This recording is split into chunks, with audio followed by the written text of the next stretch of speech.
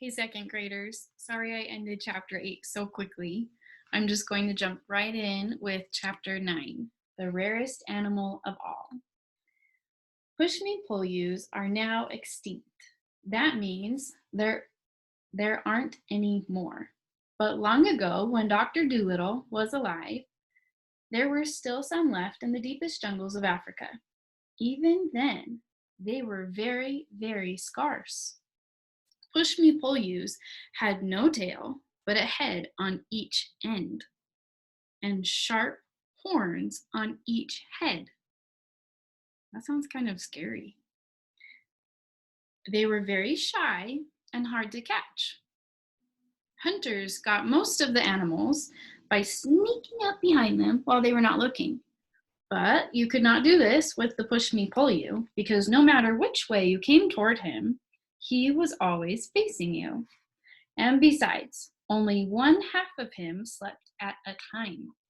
The other head was always awake and watching.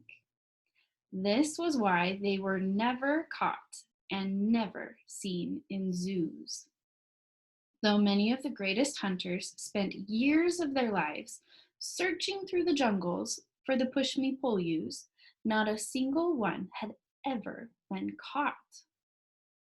Even then, years ago, it was the only animal in the world with two heads.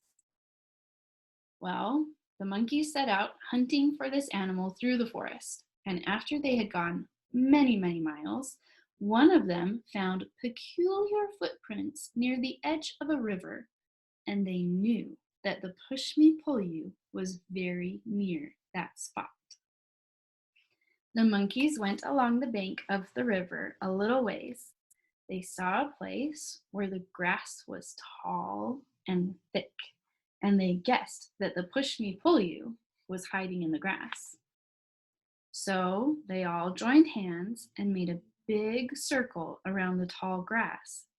The Pushme Pullyou heard them coming, and he tried hard to break through the ring of monkeys, but he couldn't do it. When the Pushme Pullyou saw that it was no use trying to escape, he sat down and waited to see what they wanted. The monkeys asked him if he would go with Dr. Dolittle and be put on show.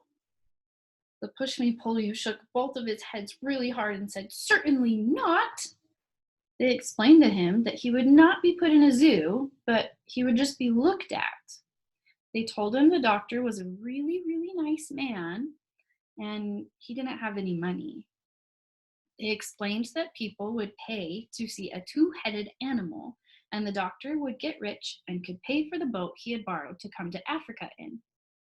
But he answered, "No, you know how shy I am. I hate being stared at."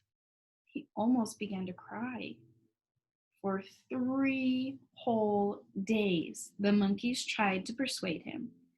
Finally, at the end of the 3rd day, he said he would come with them and see what kind of man the doctor was. So the monkeys traveled back with the Pushme Pullyou. When they came to the doctor's little house, they knocked on the door. Dab Dab, who was packing, said, "Come in." Chi-Chi very proudly took the Pushme Pullyou inside and showed him to the doctor. "What in the world is this?" asked John Dolittle, gazing at the strange creature. "Oh my," cried the duck. "How does it make up its mind?" It doesn't look to me as though it has a mind," said Jip. "This, doctor, is a Pushme Pullyou, the rarest animal of the African jungles, and the only two-headed beast in the world. Take him home with you, and your fortune is made. People will pay any money to see him." "Oh, well, but I don't want any money," said the doctor. "Yes, you do," said Dab Dab. "Don't you remember how we had to pinch and scrape to pay the bills in Puddleby? And how are you going to get the sailor a new boat you promised unless we have the money to buy it? Well, I was going to make him one. Oh, do be sensible, cried Dab Dab. Where would you get all the wood and the nails to build it with? And besides, what are we going to live on? We shall be poorer than ever when we get back. Chi-Chi's perfectly right. Take the funny-looking thing. Well, perhaps there is something in what you say, murmured the doctor.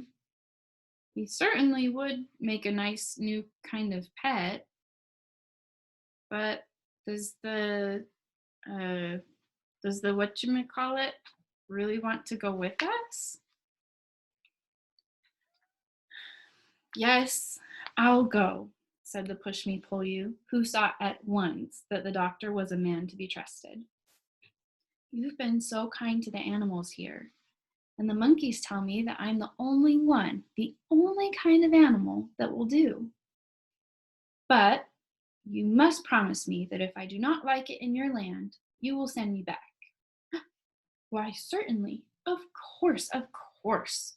Excuse me, but surely are you related to the deer family?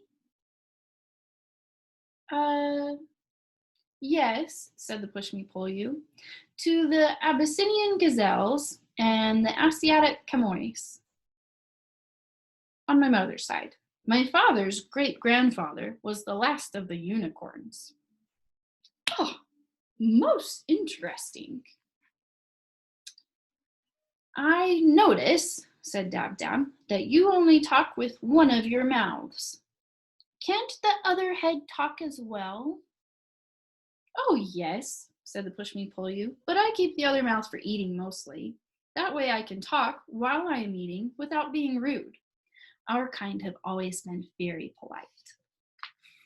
When the packing was finished, the monkeys gave a grand party for the doctor, and all of the animals of the jungle came.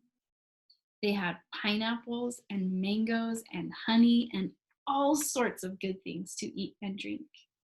After they had all finished eating, the doctor got up and said, "My friends, I am not very good at speaking long words after dinner, like some men are. But I wish to tell you, I'm very sad to be leaving your beautiful country. Because I have things to do in my own country, I must go.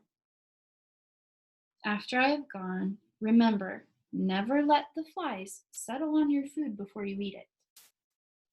And also, do not sleep on the ground when the rains are coming. I hope you will all live happily ever after." When the doctor stopped speaking and sat down, all the animals clapped for a really long time.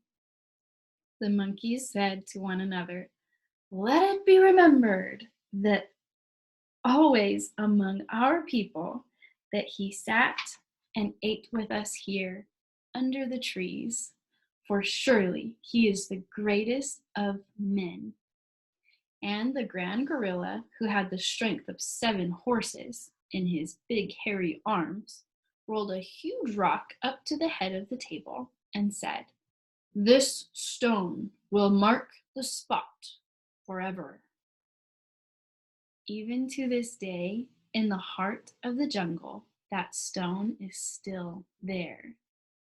Monkey mothers passing through the forest with their families still point down at it from the branches and whisper to their children, "Shh, there it is. Look, where the good doctor sat and ate food with us in the year of the great sickness." When the party was over, the doctor and his pets started out to go back to the seashore. All the monkeys went with him as far as the edge of their country, carrying his trunks and bags to see him off. That's the end of chapter 9. I hope you've enjoyed it. I'm excited to see what the Pushme Pullyou does when it gets back to the doctor's house. I think it will be really interesting. Also, kind of weird that he's related to unicorns. Who knew? I certainly didn't. Anyways, hope you guys have a great day. We'll see you later.